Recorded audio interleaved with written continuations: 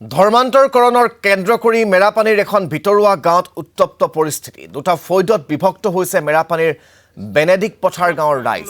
খ্ৰীষ্টান মিছনেৰীয়ে গাঁওখনৰ সৰ্বসাধাৰণ লোকৰ মাজত ধৰ্মান্তৰকৰণৰ জাল পেলোৱাৰ অভিযোগ। বিভিন্ন প্ৰলোভন আৰু ৰোগ নিৰাময় আদিৰে খ্ৰীষ্টান ধৰ্মলৈ ধৰ্মান্তৰকৰণৰ ব্যৱস্থা কৰিছে হিন্দু ধৰ্মী লোকক। গাঁওখনৰ এজন লোকৰ চকুৰ অসুখ ভাল কৰাৰ অজুহাতত পৰিয়ালটোক খ্ৰীষ্টান ধৰ্মত দীক্ষিত কৰাক লৈ সৃষ্টি হয় উত্তেজনাৰ। ৰাজহুৱা সভা পাতি পৰিয়ালটোক জবাবদিহি কৰে গাঁওবাসীয়ে। ইতিমধ্যে 6জনকৈ খ্ৰীষ্টান ধৰ্মাৱলম্বী লোকৰ বিৰুদ্ধে মেৰাপানী আৰক্ষী থানাত এজাহাৰ দাখিল কৰিছে গাঁওবাসীয়ে।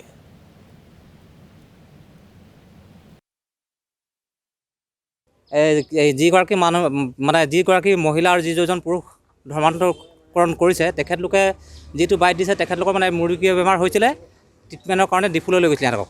আৰু এইটো এনেকুৱা এটা ছিষ্টেম এটা আছে, খ্ৰীষ্ট ধৰ্মৰ যিসকল মানুহ সিহঁতৰ ফ্ৰী কিবা ট্ৰিটমেণ্ট ক'ৰবাত হয় আৰু তাত সিহঁতৰ কেনেকুৱা ছিষ্টেমত হয় বাৰু নাজানো, হোৱাটো তাত গৈ প্ৰাৰ্থনা চাৰ্থনা কৰাই বিনতি কৰাই পেলাই মানুহখিনিক তাত এনেকুৱা ছিষ্টেম চব ফ্ৰী।